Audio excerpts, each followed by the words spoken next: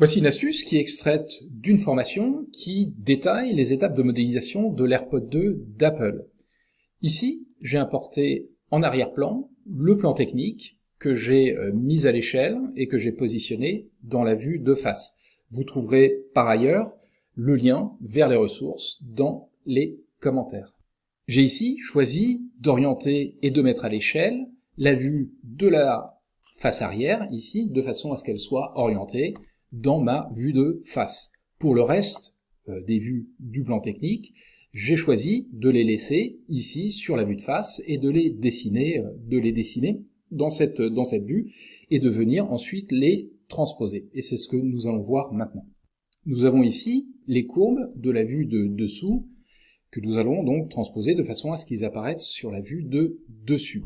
Donc ici, je vais les sélectionner à l'aide d'une fenêtre, voilà, je vais désélectionner ici cette courbe, et je vais chercher la commande transformer ici, orienter, et orienter de points. Donc dans un premier temps, Rhino me demande de sélectionner donc un premier point de référence. Ce point de référence va correspondre à l'origine de mon repère général, en suivant. Donc ici, premier clic, et deuxième clic, je vais profiter ici de la contrainte ortho.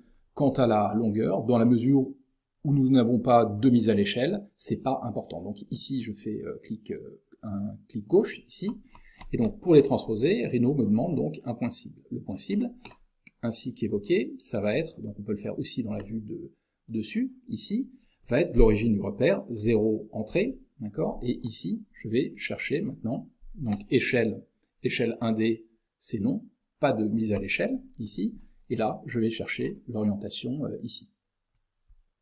La commande est encore active, pour la terminer, clic droit ou entrée.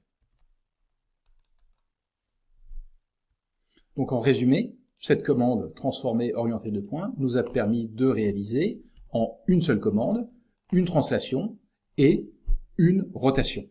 La commande orienter de points est une commande très puissante puisqu'elle permet de combiner un déplacement, une rotation et potentiellement une mise à l'échelle 1D ou 3D. Il existe deux variantes. Ici, à noter que les courbes à l'origine et à destination étaient positionnées ou sont positionnées sur nos plans de construction. Nous avons possibilité, à l'aide d'une variante de cette commande, orienter 3 points, donc qui fera l'objet d'un autre tuto, qui permet d'orienter à partir d'un plan que l'on définit. Donc ici, les courbes, encore une fois, sont planes, à l'origine et à destination, et orientées 2 points, et la commande appropriée pour ce cas d'usage.